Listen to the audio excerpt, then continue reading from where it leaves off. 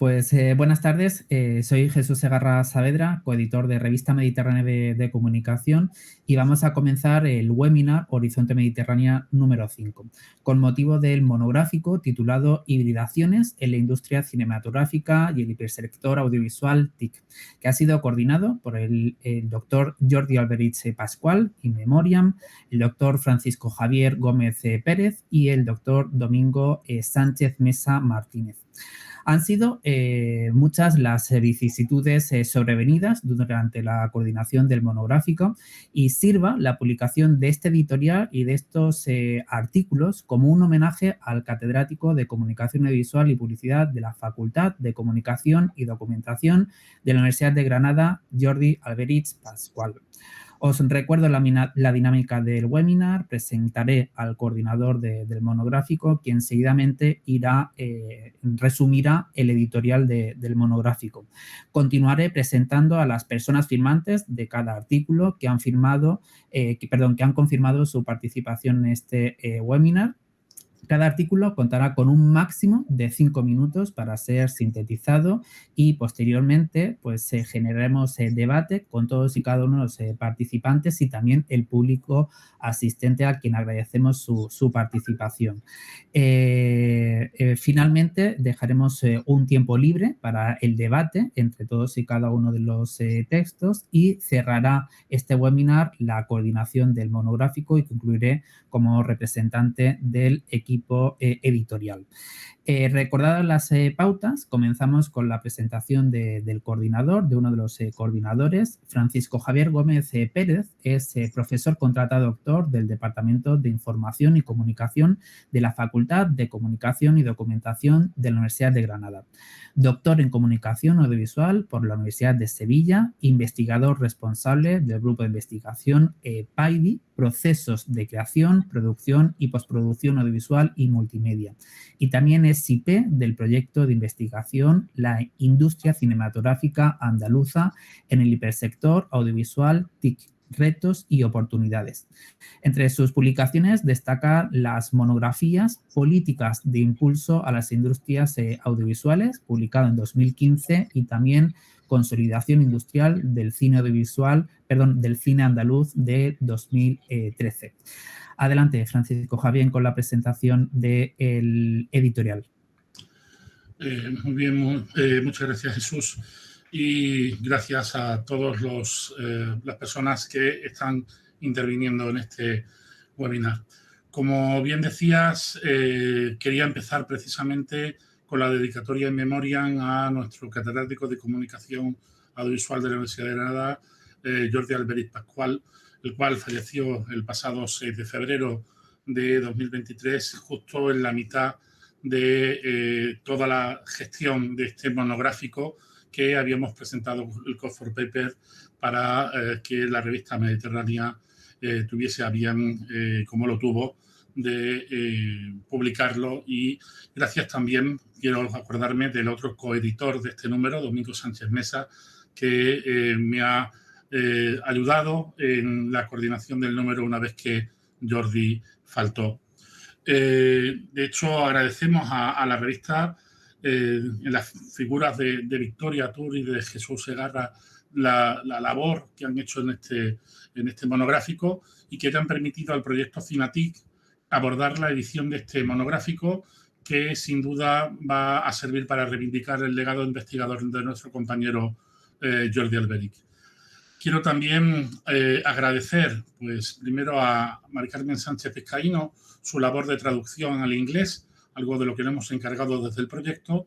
También agradecer a todos los autores sus aportaciones, a los que se han publicado y a los que no se han publicado, porque recibimos un mayor número de propuestas de las que han sido publicadas y solamente aquellas que pueden leerse en el número han sido las aceptadas, pero quiero acordarme también de todas las aportaciones del resto de autores. Y también agradecer la labor de los revisores por su exhaustiva labor, por haber logrado que publiquemos el número con un alto nivel, que creo que es lo que tenemos ahora mismo entre las manos. Este monográfico es fruto, como decía, del proyecto de investigación La industria cinematográfica andaluza en el sector audiovisual TIC, retos y oportunidades, con el acrónimo de CINATIC, que pertenece a la Universidad de Granada, a la Consejería de Universidades, Investigación e Innovación de la Junta de Andalucía, y está financiado por los fondos FEDER, los fondos europeos FEDER.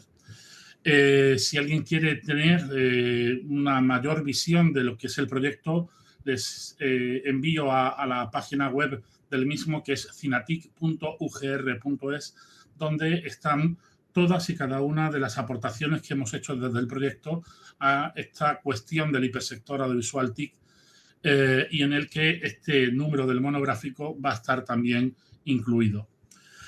Pasando ya al monográfico, pues como le decía, está compuesto por 4 artículos de las 13 propuestas que nos llegaron, y creo que la imagen que tenemos es que se ha recogido unas aportaciones bastante interesantes sobre los retos y oportunidades del hipersector audiovisual, que el hipersector audiovisual TIC tiene por delante. Se analizan profundos cambios en el curso de esa creciente hibridación que hay entre la industria cinematográfica y el sector de las tecnologías de la información y de la comunicación, esa creación de ese hipersector audiovisual TIC, como desde el año 2013 vienen llamando algunas de las publicaciones, que ha promovido cambios en los procesos de producción, de distribución, de exhibición y de comercialización de los productos cinematográficos, y sobre todo también, o dominado por esa omnipresencia que llamaría Manovich, del software en la cultura mediática contemporánea. Hemos pasado de la sociedad de la información a la sociedad de red, a la sociedad digital. Esto es una idea que el compañero Jordi Alberic ponía encima de la mesa en cada una de las cuestiones que nos reuníamos, y esos cambios, pues lo que han hecho ha sido romper esas barreras entre los productores y los consumidores. Ha habido un crecimiento exponencial del número de emisores y de receptores, que se han fragmentado, que se ha especializado, no solamente el público, sino que también la producción, y todo eso ha hecho que se demande unas nuevas formas de narrar, una participación en la construcción de relatos por parte también del espectador, que nos ha llevado a ese nuevo paradigma transmedial que llevamos, al menos en la Universidad de Granada, unos cuantos años, casi una década ya, investigando sobre ella, y de esa hibridación intermedial es de lo que ha surgido la idea del proyecto y de este número, porque implica al cine, al web, al teatro, a la realidad virtual y aumentada, a la novela, a la literatura electrónica, a las series de televisión, al periodismo, a los juegos de rol, a los videojuegos y un largo etcétera de géneros y medios que en su creación y en su producción y en su consumo han visto cambios. No voy a hablar de las aportaciones, porque para eso están aquí los autores, porque los 4 artículos que componen el monográfico tienen un alto nivel y que me gustaría que fuesen sus propios autores quien hablase de ellos. El editorial hablaba de ellos brevemente, pero entiendo que es mucho mejor si son los propios autores quienes nos hablan. Pues esta es mi aportación. Muy bien, pues muchísimas gracias, Francisco Javier. Siguiendo tus pasos, tus indicaciones, vamos a ir dando paso a cada uno de los artículos, siguiendo el orden de publicación del monográfico, y comenzamos con Mila Expósito Barea, coautora del artículo La realidad aumentada como herramienta turístico, caso de estudio de la aplicación cultural de Priego de Córdoba. Adelante, Mila. Estás silenciada. Mientras que va conectando, y hago un breve resumen de su currículum, Mila es licenciada en Comunicación Audiovisual por la Universidad de Sevilla y doctora en Comunicación por la misma universidad. Actualmente es profesora e investigadora del Departamento de Comunicación Audiovisual y Publicidad de la Universidad de Sevilla y también tutora de TFMs de la Universidad de Nebrija. También ha sido docente del Centro Universitario USA, adscrito a la Universidad de Sevilla, y es miembro del grupo de investigación, equipo de investigación de la imagen y la cultura visual en el ámbito de la comunicación audiovisual. Ya te veo conectada. Adelante, Mila. Muchas gracias por la presentación. Como decía, en este caso, nuestro artículo parte de lo que sería, teniendo en cuenta todo lo que es el hipersector audiovisual TIC, aplicándolo a lo que serían la realidad aumentada como una herramienta turística, ¿no? Es decir, valorar sobre todo desde el punto de vista de acceso y sobre todo también a través de un análisis comparativo y descriptivo cómo funciona este caso de estudio y se puede aplicar a cualquier otro lugar turístico con las mismas características, ¿no? Entonces, partimos de esta idea más que nada porque siempre que pensamos en el hipersector audiovisual hay nuevas tecnologías que siempre como que se quedan un poco al margen, ¿no? Entonces, en nuestro caso, habíamos pensado que esta herramienta está ahora en auge y era muy significativo ver un estudio, sobre todo, como ya hemos dicho, haciendo una comparativa y una descripción y basándonos en lo que sería el método de inspección denominado recorrido cognitivo o walkthrough method y también lo que hemos aplicado lo que sería la experiencia de usuario, ¿vale? Entonces lo que hemos hecho es ese estudio de caso, hemos hecho capturas y hemos hecho el seguimiento de la ruta y sobre todo de las notas que aparecen en esta aplicación. Es decir, hemos ido in situ al lugar, hemos hecho todas las capturas necesarias, hemos hablado también con el creador de la aplicación, en este caso, con el responsable y al mismo tiempo también con la directora o la técnico de la Oficina de Turismo de Priego de Córdoba para que nos diese todos los datos y toda la información y cómo este modelo, digamos, de alguna forma va a impulsar lo que sería el turismo cultural, sobre todo basado en una nueva experiencia mucho más enriquecedora, inmersiva, interesante de este aspecto, ¿no? Entonces, sinceramente, el trabajo se puede aplicar a cualquier otra aplicación de realidad aumentada, es decir, sería como una base para aplicar a cualquier otra aplicación, ya te digo, a nivel turístico, ya no solo en lugares o poblaciones, sino también en museos, en rutas específicas, en yacimientos arqueológicos. También tenemos un artículo relacionado sobre los yacimientos arqueológicos y la aplicación de realidad virtual y realidad aumentada, sobre todo, como ya hemos dicho, para eso, para que sea una cuestión mucho más inmersiva y también para que sea más accesible a todas las personas, sobre todo para aquellas que tengan algún tipo de discapacidad, ya sea auditiva, visual, porque todo está pensado para que den la máxima información posible, es decir, ya sea en diferentes idiomas, que sea, ya no son como las audioguías típicas, sino que dan más información, la información puede estar a nivel visual y también auditivo, es decir, todo esto lo que hace es facilita de alguna forma lo que sería la visita a lugares turísticos y también lo enfocábamos dentro de lo que sería ese hipersector audiovisual porque forma parte ya de, no podría decir una industria en sí, pero sí formaría parte ya de lo que lo que denominamos como industrias culturales y creativas, ¿no? Es decir, cada vez más estamos viendo el auge de la realidad aumentada y la realidad virtual y esto se va a aplicar, como ya hemos dicho, en muchísimos otros campos, ¿no? En nuestro caso simplemente es como un caso de estudio para que sirva como precedente o como modelo para que se pueda aplicar en para otras aplicaciones similares o no similares, pero que sí que tengan en cuenta la importancia de esa realidad aumentada y esa realidad virtual, ¿vale? No sé si he hecho así una síntesis en tiempo prudente. Muy bien, pues muchísimas gracias, Mila, también por acotarte al tiempo, adaptarte al tiempo. Y si os parece, vamos a seguir presentando cada uno de los textos y al final pues vais a poder plantear todas las dudas que os surjan o incluso futuras líneas de investigación intergrupal. Continuamos con el artículo firmado por Juan Ángel Jodar Marín y en coautoría con Mario de la Torre Espinosa, quien nos acompaña. El artículo bajo el título Diseño, realización y postproducción de WebDoc.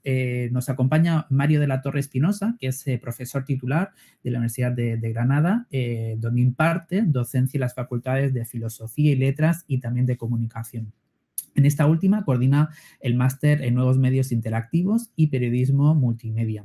Entre sus principales líneas de investigación se encuentran los estudios de género, el género documental, la transmedialidad y la autoficción. Es miembro del equipo de investigación del proyecto FICTRANS, Transmedialización e hibridación de ficción y no ficción en la cultura mediática contemporánea, los años 2022-2025. Y entre sus libros destacan Almodóvar y la cultura, publicado en Etrea en 2020, o Generación Cin Exim, publicado en 2015. Ese premio a SECAM al mejor libro de cine del año 2015.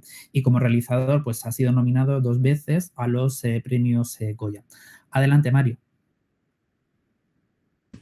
Buenas tardes. En primer lugar, gracias por la presentación. Y no quisiera comenzar la exposición breve de nuestro artículo, escrito por Juan Ángel Jódar y por mí mismo, sin dar las gracias, por supuesto, a la revista por dejarnos publicar nuestro artículo allí y también a los coordinadores del número.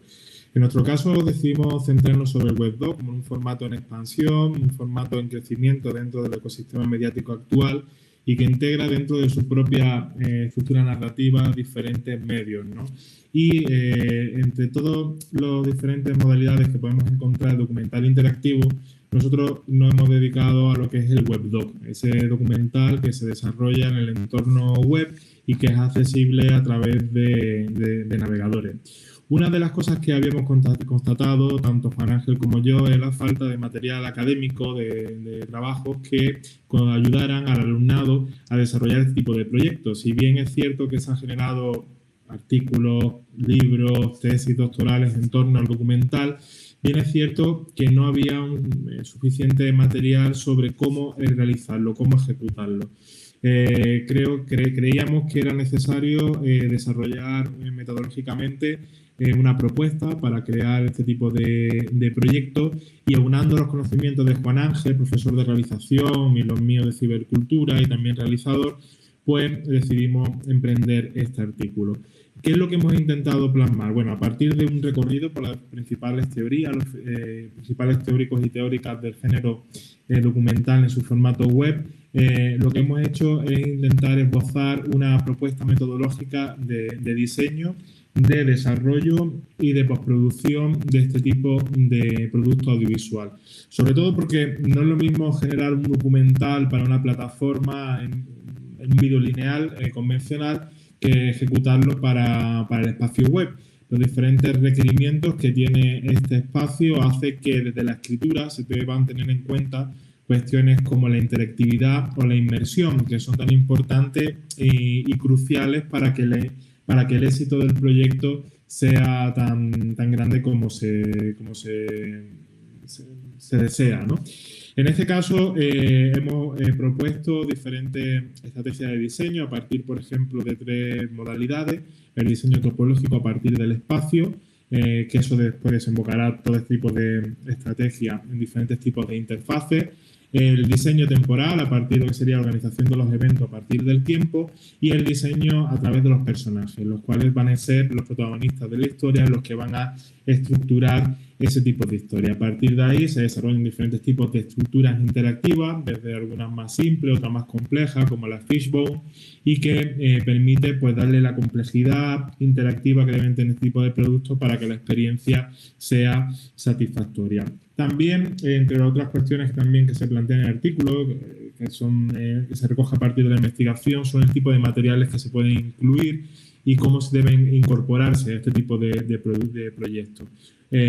Focalizando sobre todo en un formato en el cual Juan Ángel Jódar es un gran especialista, que es el formato en 360, un formato que llegó hace ya bastantes décadas, todavía con muchas dificultades para un desarrollo pleno y satisfactorio, pero que no deja de ser un formato fundamental para potenciar toda la inmersión que ya el género documental tiene per se.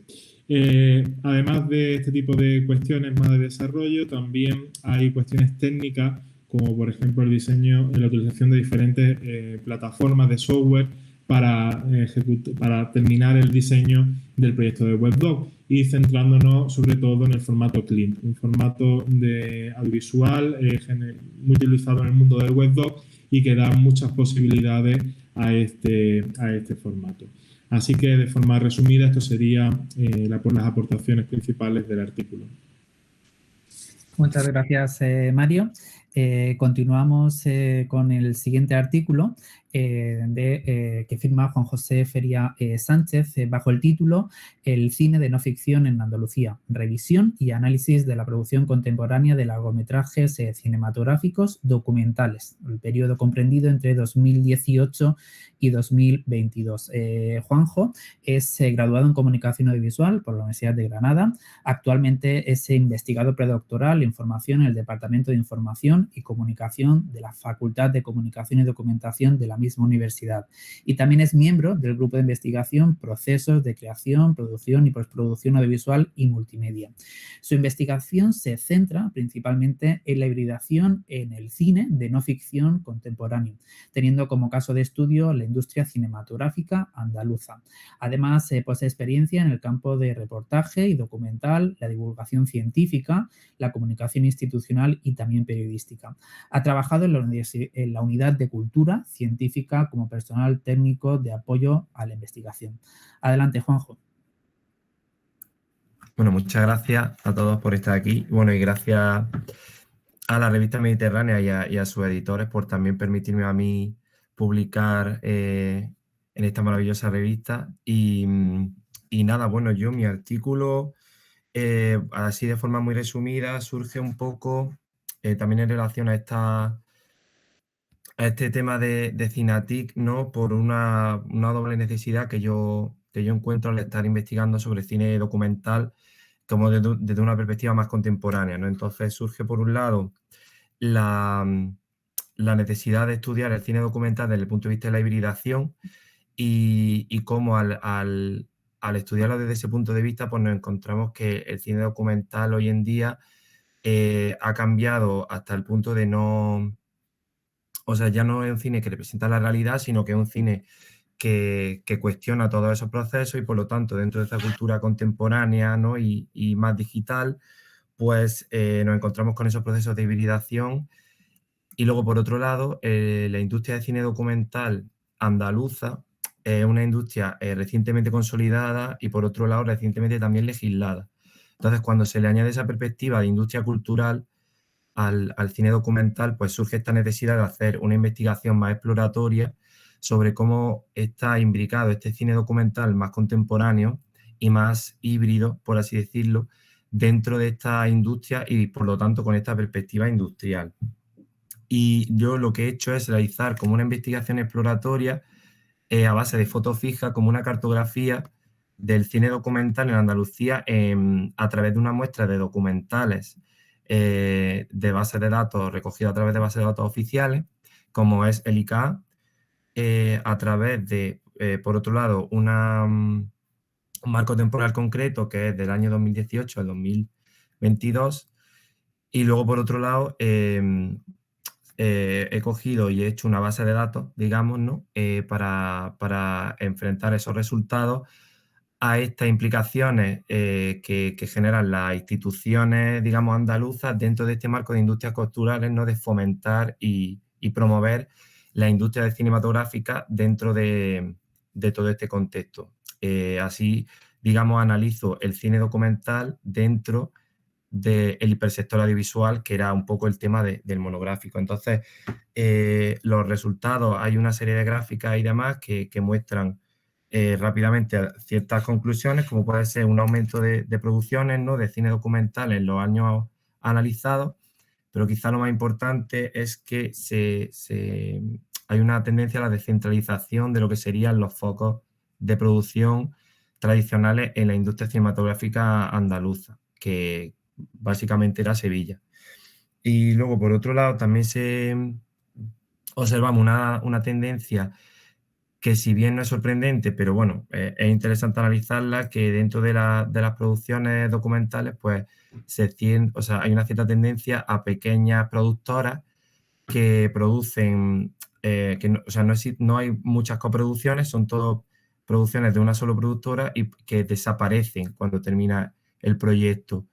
Y luego, pues, así a modo de reto y de conclusiones, a través de este estudio, pues yo planteo también la necesidad de quizás darle un carisma, o sea, cuestionar un poco qué es el cine andaluz, si tenemos que intentar analizarlo desde un criterio cultural o si por lo tanto tenemos que hacerlo desde un criterio económico para ver sus implicaciones dentro de la industria. Cómo el apoyo institucional se está quedando cada vez más en el aire a través de, pues de estas subvenciones que fomenta la Junta de Andalucía y otros organismos, y cómo eso, pues a raíz de que vayan cambiando las subvenciones, pues eso afecta a la industria de forma proporcional, y esto sería un poco todo. Creo que yo muy rápido, pero espero que haya quedado claro. Lo agradecemos. Entiendo que quienes nos acompañen estarán tomando nota de todas y cada una de estas preguntas que le están surgiendo, y de esa manera también generamos debate al final. Y si os parece, pues finalizamos con el último artículo, firmado en coautoría por Antonio Castro Higueras y José Patricio Pérez Rufí, bajo el título Canal Sur como motor de producción de cine en Andalucía, evolución hasta la era de las plataformas de vídeo bajo demanda. Antonio Castro Higueras es licenciado en Comunicación Audiovisual y doctor en Comunicación por la Universidad de Málaga, donde actualmente es profesor titular del Departamento de Comunicación Audiovisual y Publicidad. Su línea de investigación aborda las industrias culturales y creativas. Cuenta con numerosas publicaciones en revistas de alto impacto indexadas en JCR, Scopus y ESCI, y también aportaciones en congresos internacionales. En el ámbito profesional ha sido director técnico nacional de Localia Televisión y de Plural Entertainment del grupo Prisa. Y en coautoría, y también nos acompaña José Patricio Pérez Rufí, profesor titular del Departamento de Comunicación Audiovisual y Publicidad de la Universidad de Málaga. Es doctor en Comunicación Audiovisual, licenciado en Comunicación Audiovisual y también en Periodismo por la Universidad de Sevilla. Imparte las asignaturas de Estructura del Mercado Audiovisual y Diseño Gráfico en el grado de Comunicación Audiovisual y de la asignatura Economía de las Industrias Creativas en el Máster de Creación Audiovisual y Artes Escénicas de la Universidad de Málaga. También ha publicado diversas monografías en editoriales de prestigio y un amplio número de artículos en revistas académicas de comunicación. Adelante, Antonio y José Patricio. Bueno, hola, buenas tardes. Voy a ser yo quien inicie esta intervención. En primer lugar, daros las gracias por toda la gestión del proceso editorial. También muchas gracias por invitarnos a participar de este webinar y así darle un poco de más visibilidad a nuestro trabajo. Bueno, pues en nuestro caso, el estudio del hipersector audiovisual TIC nos lo hemos llevado a la producción de cine en su relación con la televisión pública, que es mucho más que televisión. Ya no hablamos solamente de Public Service Broadcasting, sino de Public Service Media. Y de forma más precisa hemos acotado nuestro objeto de estudio a la producción de cine en Andalucía y a la relación con la televisión pública autonómica, es decir, con Canal Sur y con RTVA. Nos hemos preguntado hasta qué punto la producción de cine en Andalucía es subsidiaria de la televisión autonómica, de Canal Sur. O dicho de otra forma, nos hemos preguntado si Canal Sur es el motor de la producción de cine en Andalucía. Bueno, trabajos como los de Nuria Sánchez Hey ya han demostrado que en el sector de televisión casi todas las productoras que hacen televisión en Andalucía son clientes de Canal Sur, y queríamos preguntarnos si en producción de cine ocurría algo parecido o no, si Canal Sur estaba detrás de todas las producciones andaluzas o no. Para lograr este objetivo, pues en primer lugar hemos tenido que identificar en qué producciones de cine de largometraje ha estado implicada Canal Sur, cosa que no ha sido fácil, porque incluso si estamos hablando de televisión pública, de dinero público, de inversión pública, transparencia poquita, ¿no? Y entonces es difícil realmente llegar a saber cuáles son las producciones de las que realmente ha participado Canal Sur Televisión en los últimos 34 años. Hemos querido saber además si estas películas participadas por Canal Sur han tenido una carrera comercial en salas de cine, se han sido distribuidas también en plataformas de vídeo bajo demanda, y aquí hemos limitado la muestra solamente a 2 años, 2020 y 2021. ¿A dónde nos han llevado los resultados? Pues básicamente las conclusiones son que la participación de Canal Sur fue crucial para el desarrollo de la actividad de producción en Andalucía en los años 90 y el principio de los 2000, pero después no.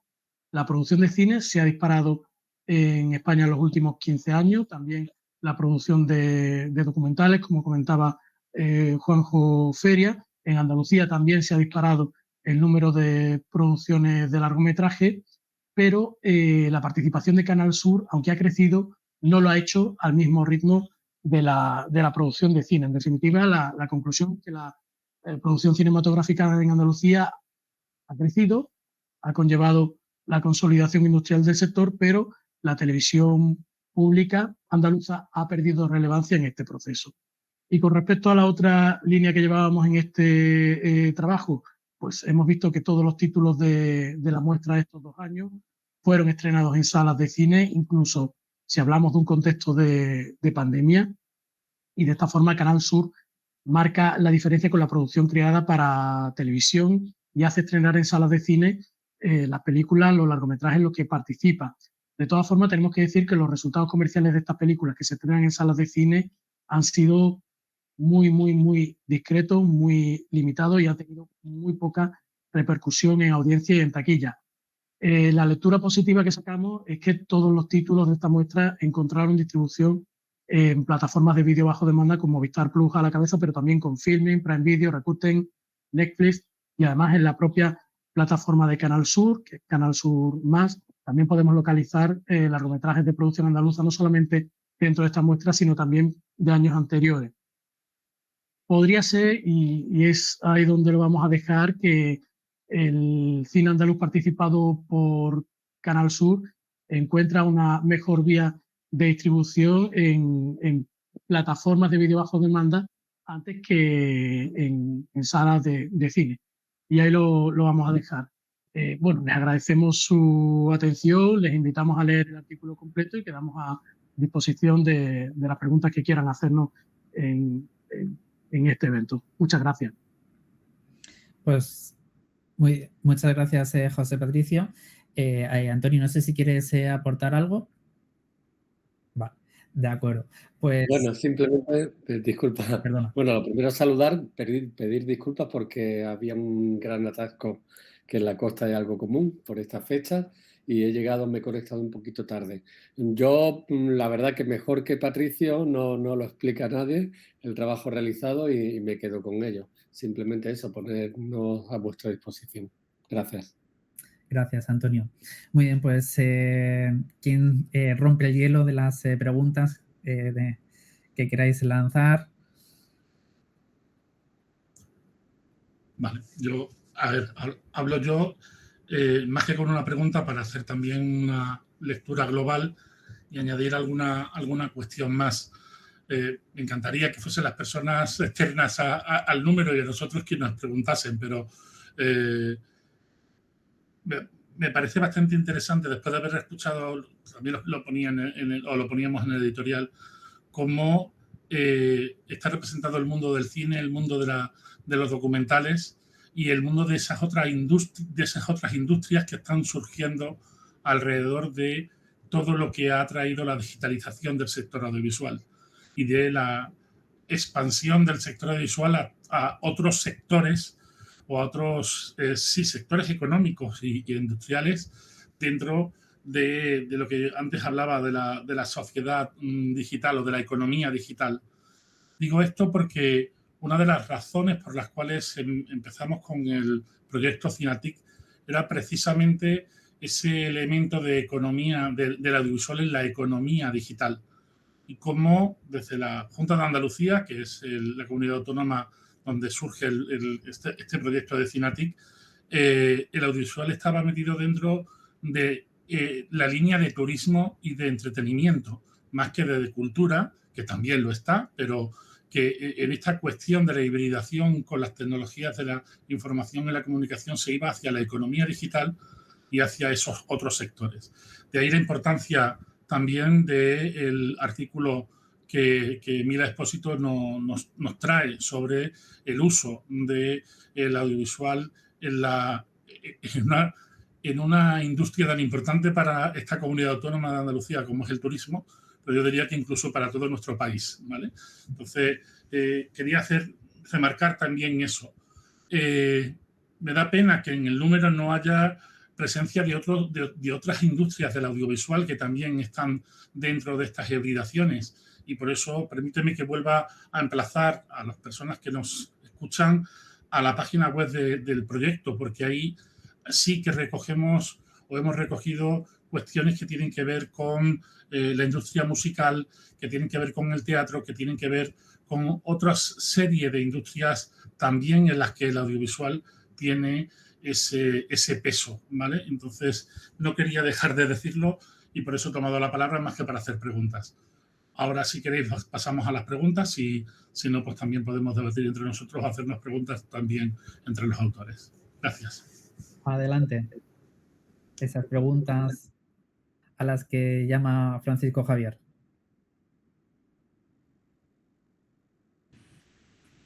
Bueno, si no, yo podría hacer una pregunta. Pues, a lo largo de nuestra investigación sobre el género de webdoc, siempre han resultado muy significativo cómo el apoyo del Lab de RTVE fue fundamental para que se gestara una gran cantidad de proyectos que constituirían pues lo que sería la avanzadilla de los géneros de webdoc, incluso el documental transmedia, y pienso, por ejemplo, en La Sin Sombrero y otros muchos proyectos que se han podido realizar gracias al apoyo de una televisión pública. Y en el caso de los compañeros que han trabajado acerca de Canal Sur, o también el compañero Juan José Feria, quería preguntarle si también en el caso de Andalucía también se percibe que la intervención de la televisión pública de andaluza ha contribuido al desarrollo de nuevos formatos o al avance del audiovisual con la aplicación de nuevas narrativas y demás.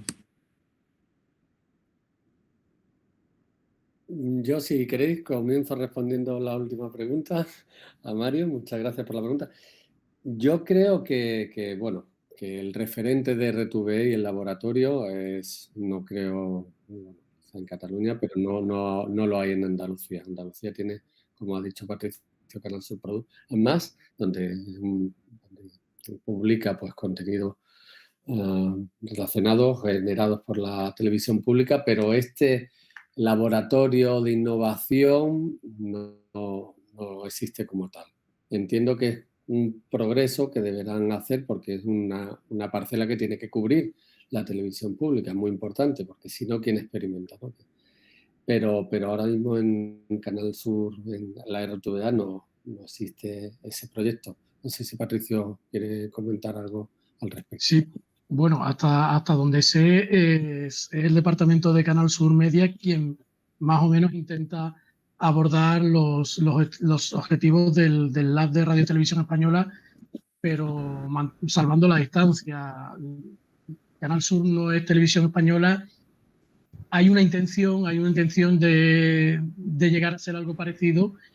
Quieren asumir esas responsabilidades, pero por ahora creo que no se pueden comparar, que están en ligas muy diferentes. Yo quería intervenir en esta cuestión porque tuvimos en las jornadas, en el seminario para la finalización del proyecto, estuvo un representante de Canal Sur Más, de hecho la persona que lo dirige, Juan Manuel Blanco Poley, y precisamente le pregunté sobre esta cuestión, sobre la cuestión de si Canal Sur iba a tener un lab o algo parecido, y digamos que tomó nota porque era algo que no se les había ocurrido implementar hasta este momento, porque estaban haciendo toda esa transición hacia la APP, a cambiar la televisión a la carta a la televisión conectada, a ofrecer esos servicios, y en esa implementación están. De hecho, se acaba bastante pecho diciendo que era la primera televisión autonómica que tenía una app al estilo de la que pueda tener RTV Play. y entonces, pero no habían implementado esos espacios de experimentación que también hablaba otro compañero, especialista en laboratorios, que decía que eso eran espacios de experimentación, ¿vale? Creo que por ahí va la cuestión y ojalá que las televisiones públicas sigan apoyando estos nuevos formatos, porque han venido para quedarse. No es algo con lo que estamos jugando, sino que es algo con lo que estamos experimentando para crear una nueva industria o unos nuevos contenidos para la industria ya creada.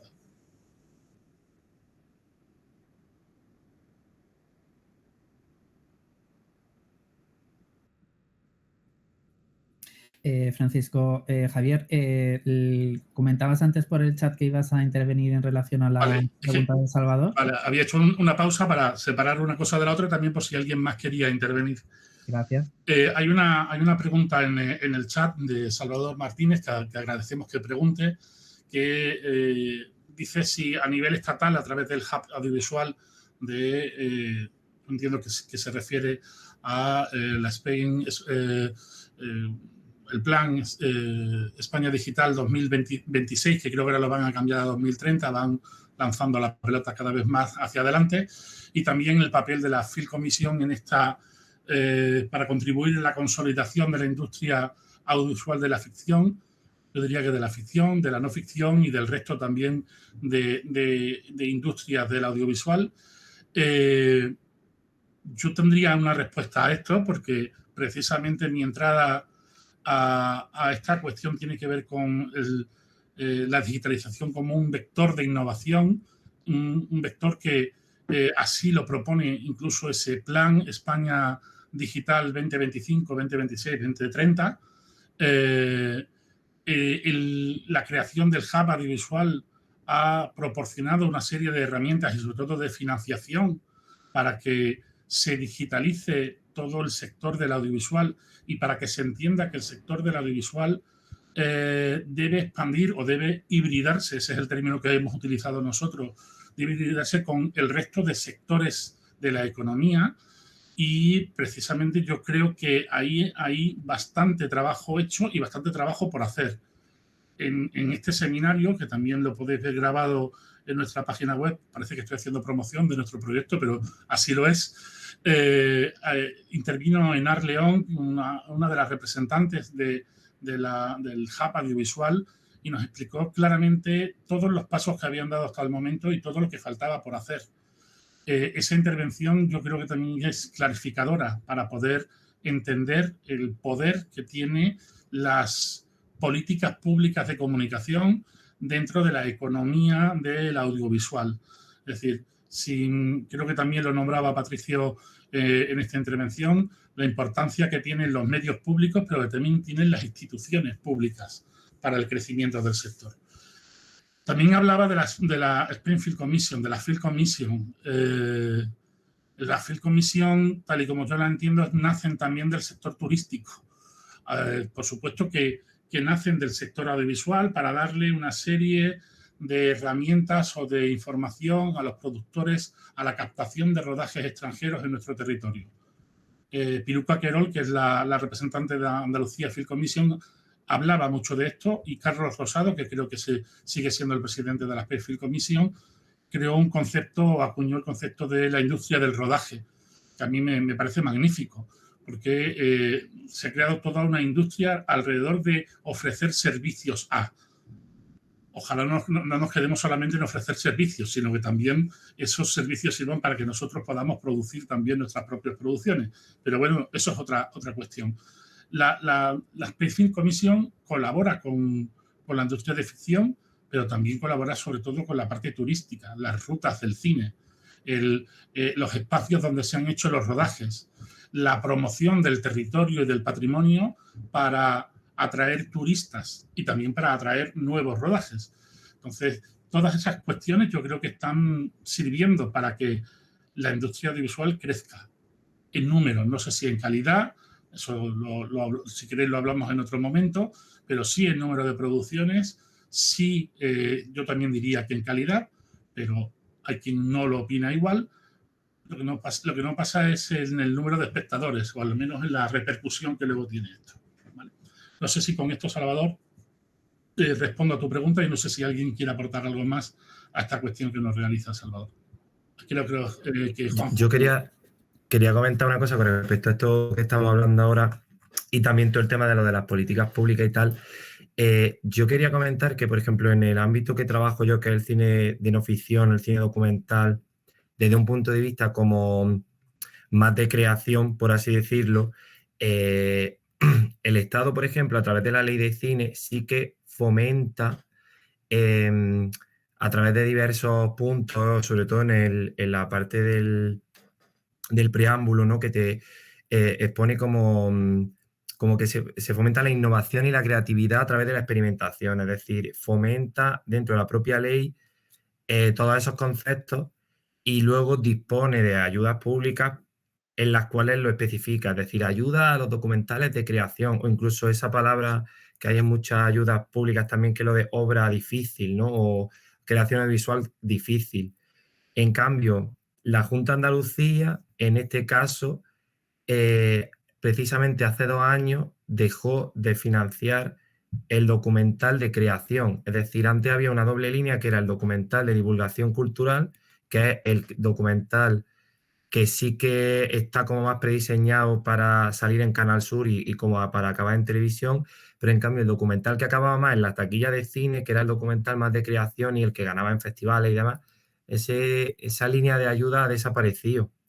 Entonces, se ha producido como un choque entre lo que la ley de cine estatal como está promoviendo, mientras que la ley de cine de Andalucía parece haber dado un paso atrás que no se sabe muy bien.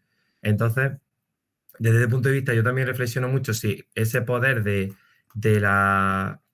estas ayudas públicas y de las políticas públicas que también he comentado antes, puesto que al final lo defienden dentro de la ley, ¿no? El cine es una industria cultural y se tiene que fomentar y se tiene que promover y a través de ayudas. Entonces, a ver, en este caso y con todo lo que hemos estado hablando de Canal Sur, yo no sé hasta qué punto es definitivo, pero en el caso del documental sí que considero que cosas como estas lo pueden llegar a herir de muerte, por así decirlo. Y no sé, es como me ha parecido curioso justamente hablar de proyectos estatales que en mi ámbito en concreto es una disonancia con respecto a lo que hace la industria andaluza, que es la que tiene que promover incluso más todavía ese tipo de avance, por así decirlo, ¿no? Hacia la creatividad, hacia la digitalización, hacia la innovación. En fin, no sé. ¿Qué pensáis? Sí, bueno, por romper el hielo, yo creo que como dice Juan José, este tipo de políticas o de ayudas al final lo que hacen es modelar el tipo de cine o el tipo de producción al que se va, ¿no? Entonces, pues parece que se está premiando una forma de hacer documental y se está marginando otra, ¿no? No sé, ¿qué pensáis? Yo si queréis aporto algo que no sé si puedo o no debo hacer, pero como estuve allí presente en la mesa sectorial del audiovisual andaluz, que se reunió ahora unos meses en Córdoba para hablar de cómo está la situación del sector y cómo la Junta debería crear líneas estratégicas para el desarrollo de esta industria, había un representante de la mesa del audiovisual, perdón, de la mesa del documental andaluz que precisamente venía a traer esta polémica de la falta de ayudas a los documentales de creación y de cómo se sacaba pecho por parte de las instituciones de los premios recibidos en festivales para estas producciones, pero luego no se las apoyaba porque, de hecho, creo que eran sus palabras, el documental más folclórico, el documental más de idiosincrasia andaluza, que luego se podía poner en la televisión andaluza y en el canal turístico de la televisión del ente RTVA, pues era el que se premiaba o el que se apoyaba y se subvencionaba. Entonces, hay por parte del colectivo de documentalistas andaluces hay un movimiento reivindicativo para lograr que se apoye a ese otro tipo de documentales que tienen por sí tienen también una dificultad en cuanto a la distribución y en cuanto a la comercialización y el consumo en salas, pero que no por ello tienen que dejar de producirse. No sé si hay alguna otra intervención sobre esta cuestión, porque Salvador veo que nos repregunta otra cuestión más, pero si queréis pasamos a ese otro tema. No sé si todo el mundo está pendiente del chat, pero Salvador nos pregunta también sobre una cuestión de si existe un boom sobre temáticas rurales en el cine español actual y cuál puede ser el motivo. Yo tengo también una idea ya, pero no quiero ser siempre el que responda. Voy a dejar que alguien más responda y si sea un caso luego yo intervengo. Bueno, sobre esa pregunta no tiene mucho que ver que no hago nada con nuestro artículo y aprovecho para disculpar a Juan Ángel Jodar porque por problemas de conexión no puede estar presente en este webinar. Sí es cierto que se está produciendo un boom, se puede decir no, es que existe un boom sobre todo de películas de gran calidad. Eso es lo que hace que el fenómeno al final se acabe consolidando. Este año en un seminario, Fernando Franco, estábamos tomando algo después y se mencionó el título de Suro, la película de Miquel, y alguien preguntó qué es Suro y dice otra de jóvenes que se van al ámbito rural y comienzan a vivir pues experiencias más bien poco agradables, ¿no? En este caso sí, claro, ahí está Vestas como gran título, pero también incluso otras películas como Cinco Lobitos no dejan de ser esa huida del ambiente rural, urbano hacia ciudades más pequeñas, hacia el refugio de las familias y demás, ¿no? La cuestión de intentar dar una explicación a ese fenómeno es lo complicado, pero sí es cierto que puede estar conectado algo con lo que sería el efecto de la pandemia, de la COVID, donde muchas personas que pasaron del ambiente rural al urbano por su vida profesional, porque necesitaban para ese paso para desarrollarse profesionalmente, vieron que realmente la ciudad no cumplía con todas sus necesidades, ¿no? Y vieron que la vuelta al pueblo, el retorno a lo rural, pues era una de esas cuestiones. Y al mismo tiempo, ese ambiente rural que se ve amenazado, que no es ese lugar idílico que está siendo retratado en el cine español, que puede ser Alcarrás, donde la amenaza se cierne sobre los habitantes, Asbestas, donde no es un lugar seguro para la gente que viene de fuera, porque no se puede, o sea, porque no encaja bien con los lugareños. Es decir, es un fenómeno muy interesante donde ya incluso en un congreso muy reciente en Huelva de la Asociación Andaluza de Semiótica, una de las intervenciones iba en relación a este tema, un proyecto de tesis doctoral de un alumno FPU, es decir, que es algo que se está consolidando y está teniendo un pozo cada vez más importante. En la literatura ya estaba pasando, ahora lo estamos viendo también en el cine. Yo tengo también una idea sobre esta cuestión que no es afirmación, pero sí yo lo lanzo también como pregunta, si podría ser una explicación la descentralización del cine, de la producción de cine. Ya no todo se produce en las grandes ciudades, en Madrid y Barcelona. Ahora hay cinematografías de todas y cada una de las comunidades autónomas, con directores que no han tenido que pasar por la capital, que se han podido formar fuera, que tienen otras realidades, que tienen otros mundos y que quieren contarlos, entre ellos los mundos rurales y las otras historias que suceden más allá del Madrid retratado por el cine español de los 90. Entonces, quizá también ahí pueda estar uno de los motivos. Lo lanzo como una posibilidad, sin haber investigado lo suficiente como para poder afirmarlo. Pero se me ocurre que yo que soy investigador del cine andaluz, que se han podido contar cierto tipo de historias mucho más cercanas a las raíces o a lo rural, precisamente porque se han podido hacer desde aquí, por gente de aquí y con sensibilidades cercanas a esas historias. Es difícil que alguien pueda entender bien solas sin pertenecer, por irme a una de las primeras películas andaluzas relevantes, y entender la ruralidad que hay en esa película sin conocer el entorno agrario, el entorno de los pueblos andaluces, ¿vale?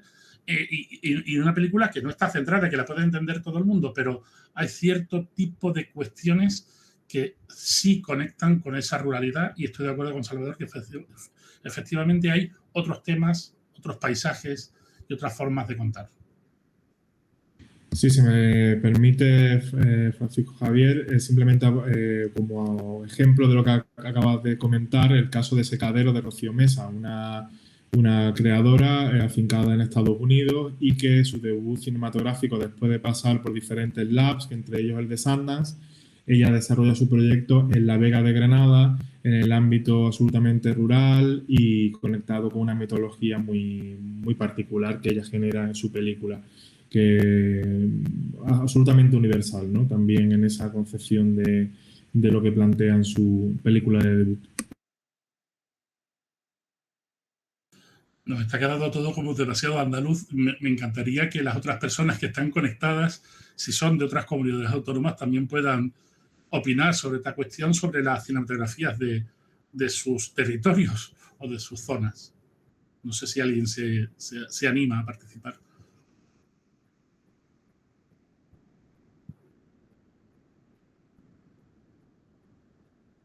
Parece que no. Vale, el agua en Orihuela nos está escribiendo Salvador.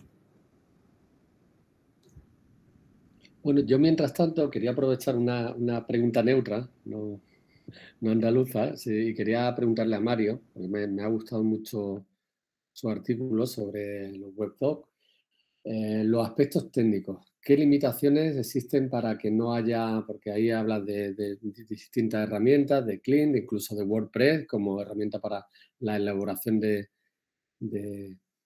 documental interactivo? Y quería preguntarte si es necesario que se estandarice una plataforma o al menos una herramienta, un lenguaje o una práctica para que se generalice el uso, porque hasta ahora funciona muy bien en estos grandes laboratorios, pero obviamente hasta que no llegue la democratización del documental interactivo, pues no tendrá el auge que se espera de él. Entonces, ¿qué visión tienes del aspecto tecnológico?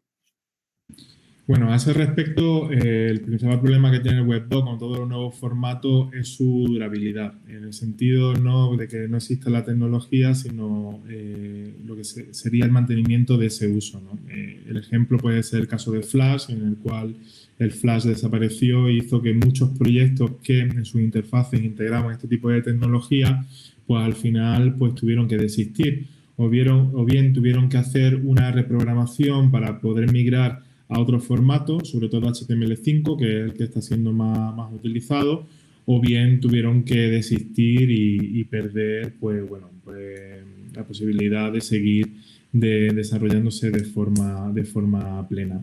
Evidentemente, este es el principal reto al que se enfrenta el webdoc, no solamente los que se vayan a crear en el futuro, sino sobre todo esos primeros que se desarrollaron por canales como Canal Arte, ¿no?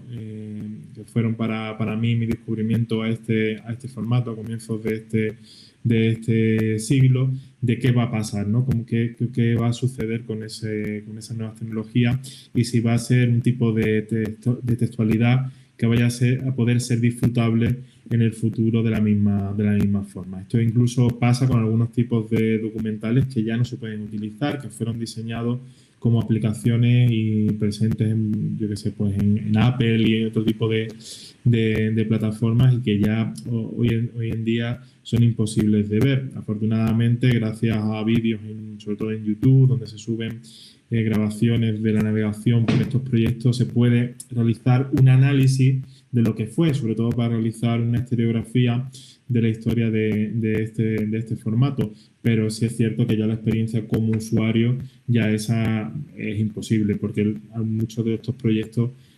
acaban desapareciendo. Incluso pasó con proyectos como Montelab, en el cual el Lab de RTV invirtió muchos recursos.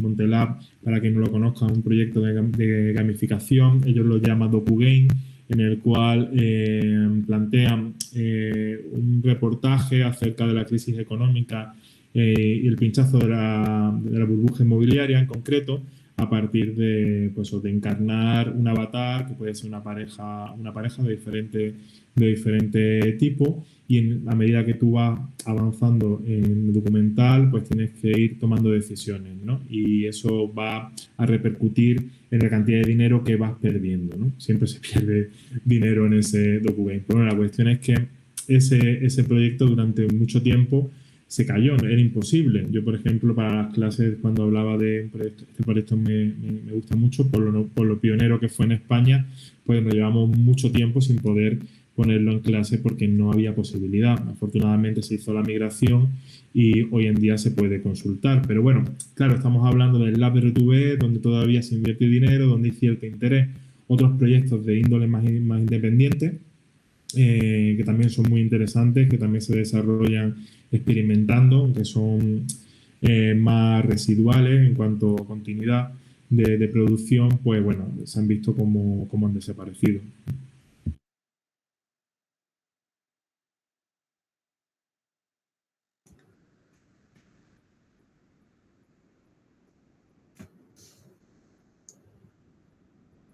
No sé si tenéis alguna...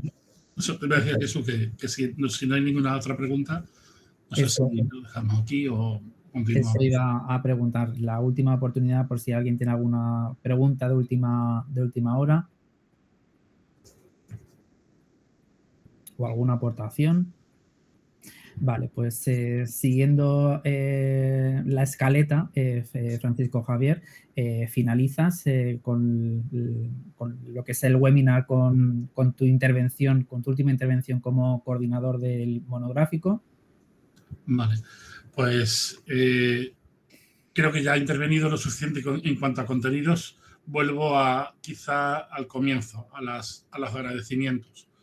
Agradecimientos a vosotros, a Victoria y a ti por la oportunidad de que el proyecto tenga este monográfico en la revista, la oportunidad de haber recibido la cantidad de investigaciones interesantes, no todas ellas han podido ser publicadas, pero sí muy interesantes, de las cuales he aprendido como lector y como editor del número. Agradecer a los presentes en este webinar y felicitarlos por sus trabajos, y agradecer también al público que ha estado con nosotros, que se ha quedado excesivamente andaluz, pues lo sentimos, pero creo que casi todos los que hemos intervenido pues estamos entre las provincias de Granada, Sevilla, Málaga, Huelva también por aquí representada, por lo tanto ha salido así. Espero que el número le guste a todas las personas que lo lean, que nos citen si eso es de su agrado o de su interés, y poco más que añadir. Muchas gracias.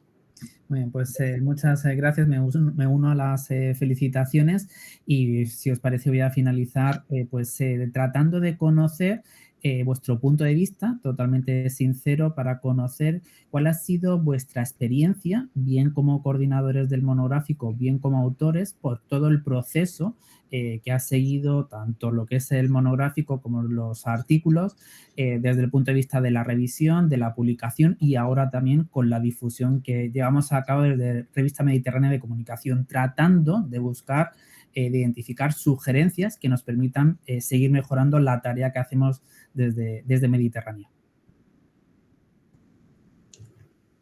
Pues como editor, ya creo que lo he hecho, pero agradecer que nos habéis llevado de la mano a los editores de la revista, del monográfico. Vosotros, los editores de la revista, lo habéis llevado de la mano en todo el proceso.